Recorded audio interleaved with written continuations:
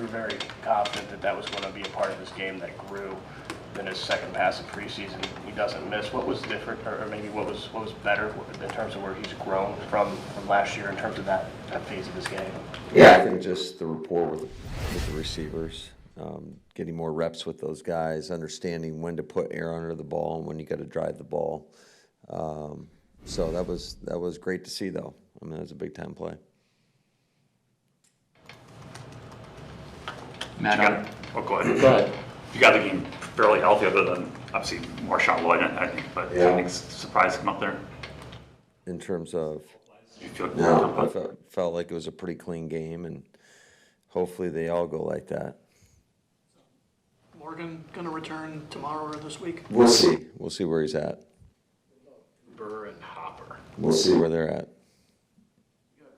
With Lloyd getting hurt, you got, I think, 4 of your top 5 draft picks are injured right now. I assume that's not exactly how you'd want those guys to get ready for the season. Is that a big Don't want anybody to be hurt. So, I mean, it is what it is, and these guys are going to do what they can. And I think it's always a challenge for rookies because they don't have just a ton of reps under their belt, and they don't have that experience to really draw back on. So every rep is absolutely critical for them. And we saw the effects of that, I think, in the game with some of the young guys that have been out. And there were a couple mental mistakes that you don't want to have happen. And so that's why they got to understand, whether it's walkthrough, whether it's team reps, every rep is so critical. Well, speaking of the rookies, Oladapo didn't play any defense. Is he going to get ramped up in that phase? That is the expectation, yes. Hey Matt, when you watch the tape of the 3-play sequence where AJ had the 3 carries in a row, what did you see there from a blocking perspective, and how did you kind of feel about those 3 plays? Yeah, it wasn't good enough. I mean, there wasn't a whole lot of daylight to run the ball, and certainly when you have 3 cracks at it to get a yard and you don't get it done, I mean, that's a problem. So we got to make sure we do a better job with that. I think we got to play with a little bit better leverage, get our pad level down, and sometimes you just got to bury your head in there and do what you can. But I don't think the opportunity wasn't great in any of those situations. On the Emmanuel Wilson run where Michael Pratt gets around and throws his shoulder into the lead block, do you like that, or do you want your quarterback to not do that with his throwing arm? I think, it's cool to see. I just think you got to pick and choose the times to do that because it can go south in a hurry. But no, I think it definitely brought some excitement to the sidelines. Those guys, the team sees it, they recognize it. It got a good reaction in the team meeting.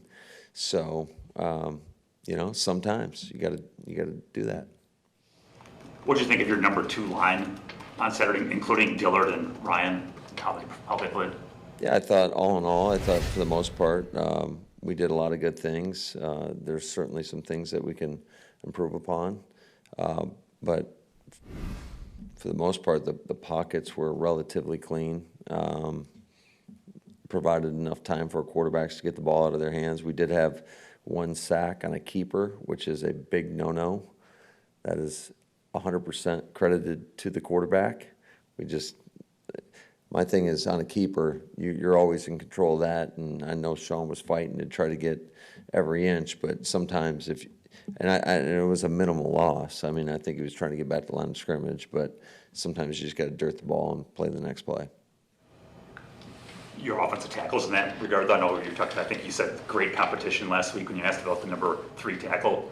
Do you feel like you're getting some growth there? No, I think we're still in the same spot. I think it's going to take all of camp to let that play out to see where it lands. What did you find out, maybe that you didn't already know, or what did you see when you watched the tape? Yeah, there were some good clips of him. Just the play style that we want to have, and it's just for him. I think he's still a young player in terms of the amount of reps that he's gotten in game action, and there's a lot of room to continue to grow and just make sure. I think one of his biggest things that he's got to make sure that he's charge of is just the conditioning component and making sure that he stays ahead of that. And because when he is fresh, he can be pretty good. When a guy like Bo Melton has a rough game catching the ball, how do you view that in the grand scheme of things? His first 12, 13 practices at training camp were really good, and then obviously Saturday wasn't what anybody wanted. Yeah, I think a couple of those were, we certainly, you got to look both sides of it. I mean, certainly a couple of those were definitely catchable balls, and anytime it hits you in the hands, you got to make the play. I think there are a couple times where he's got to be a little bit more aggressive with his hands and not allow it to get into his body. But at the same time, the quarterback's got to get the ball in front of him as well. So certainly plays that we know he's capable of making, and we've seen him make. I just think it all starts with that aggressive hands mindset. Where have you seen Lukas Van Ness take the biggest jump? Just, he's a guy that didn't get a ton of reps in college, to be honest with you. I don't even know if he started at Iowa, but so I think just, once again, every rep is so valuable for him, just the more play time. That's why we played him a little bit longer, is just get him more game action, and he'll be a guy that I would anticipate playing in this next game as well. What about Wyatt? Where do you think he's made the jump, and why is he a good fit for what you guys want to do up there? I just think his explosiveness is one of the traits that we loved about him coming out of Georgia, and I think there's a lot of less read and react in this defense. It's more attack, get off the ball, create havoc, and we saw that on I think it was on Van Ness's sack, I believe. So he got in there. The slide was actually going to working to Devontae, and he was able to fly past the center and get the quarterback off his spot and flush to the quarterback's left, and Van Ness was there for the sack. Matt, speaking of Wyatt, I know you said that Jeff's play sheet was pretty short, just to keep it simple, but you've talked so much about play style. I think it was 3 calls. So that's really short. Just kidding. I mean, but it was very small call sheet. Yes. You've talked so much though since you hired him about play style. When you watch the way you guys played, even with the short call sheet, it looked like you could see the play style you were looking for. Did you feel the same way? And is that something that fans should be watching for, as a continuation of? Yeah, I think, the things that the players are in control of in terms of how they run to the ball and how physical they are at the point of attack. I thought that was on display. I thought it was really good. There's always room for improvement. There's always room for growth. But when one of the challenges to the guys is when we hit that pause button and guys are around the ball trying to take down the ball carrier, how many bodies are in the picture? And there were a lot of times where we saw 11 men in the frame. And that is, I think good things will happen. We saw it in terms of, even though they got a decent gain that first play of the second half on that screen play, the forced fumble that Evan Williams caused, there were a lot of hats running to the football, and that gives us a great opportunity at recovering the football, and that's exactly what happened.